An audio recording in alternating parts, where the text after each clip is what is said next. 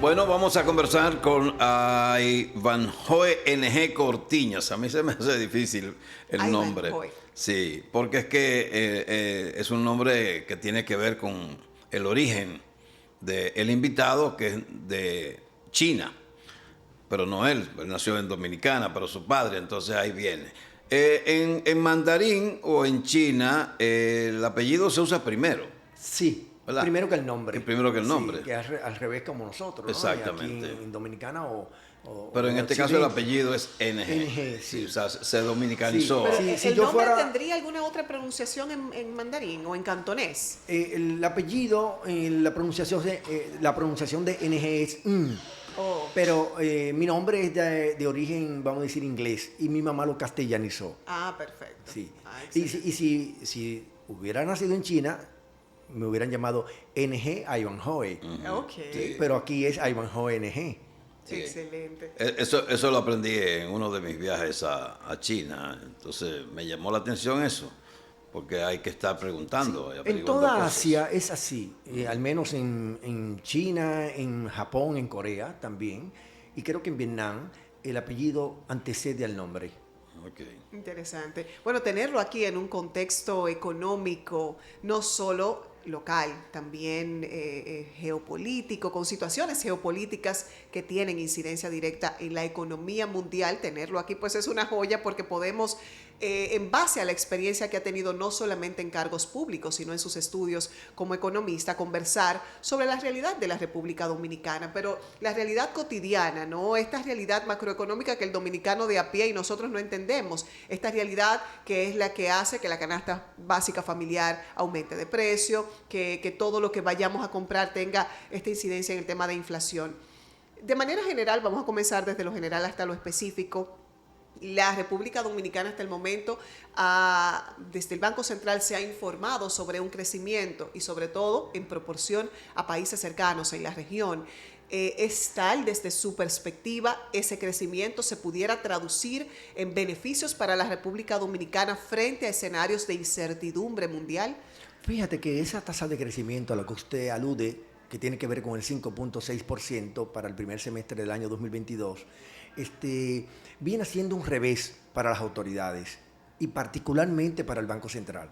¿Y por qué es un revés cuando debe ser una buena noticia? Es decir, la economía creció en 5.6%, incluso de las más altas en la región. Eso podría ser una buena noticia, pero es un revés porque actualmente la prioridad, según han dicho las propias autoridades, es gerenciar la inflación. Vale decir, estabilizarla, disminuirla, controlarla.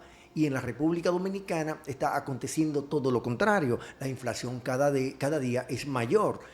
Y todas las medidas que el Banco Central ha dispuesto, incluso desde el ámbito fiscal en parte, están en la dirección de incidir hacia la baja la tasa de inflación. Y entonces, para usted poder bajar la tasa de inflación en cualquier país del mundo, Estados Unidos, en toda Europa, está aconteciendo lo propio. Para poder bajar la tasa de inflación, necesariamente tiene que desacelerar el ritmo de crecimiento de la economía. Ambos objetivos no pueden alcanzarse en forma simultánea, es decir, crecimiento económico y baja inflación, sino que en la actual coyuntura, para usted poder bajar la inflación, tiene que disminuir el ritmo de crecimiento de la economía. Por eso digo que es una mala noticia para los hacedores de políticas públicas que actualmente ellos estén diciendo que la economía creció en 5.6%, porque ahora mismo tenemos una inflación interanual de 9.43%. Antes de dar paso a Jaime, Escúchame, sí, para que tú hagas la pregunta, pues yo creo que es bueno precisar que nuestro invitado es dirigente y militante del Partido Fuerza del Pueblo, porque probablemente algunos de sus consideraciones estén vinculadas a su participación en esa organización. perfecto. Pregunte, Y por favor. lo que quiero es simplemente también, si digamos que las políticas públicas están dirigidas y enfocadas al tema de la disminución de la inflación o del impacto de la inflación en el ciudadano, ¿por qué entonces si lo que se produce es un crecimiento económico y no el fin para lo que están siendo creadas esas políticas públicas? O sea, ¿de dónde surge entonces la disparidad en este sentido? Bueno, porque en el gobierno desde el principio no han tenido gerencia para administrar la cosa pública.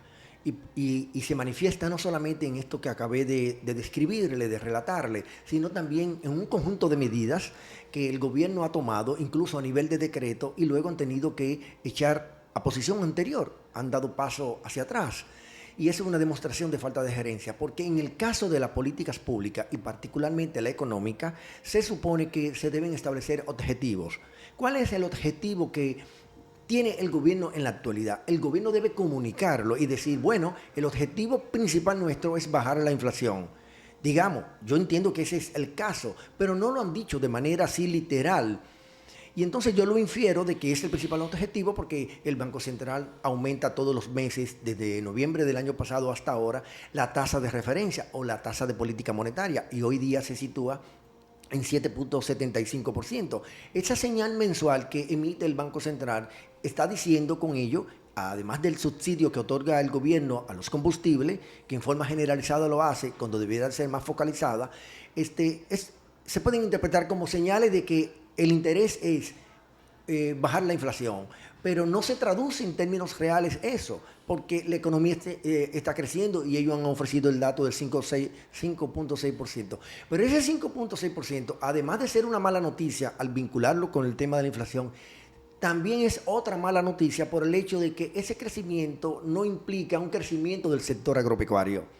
El sector agropecuario actualmente apenas está creciendo en 2.4%, y por eso es que uno encuentra un plátano a 25 pesos la unidad, o uno encuentra la libra de pollo a más de 90 pesos, o uno encuentra la libra de habichuela, dependiendo de la variedad y la calidad de la habichuela, hasta en 150 pesos. Entonces estamos frente a una situación insoportable desde el punto de vista de la familia, desde el punto de vista del ciudadano.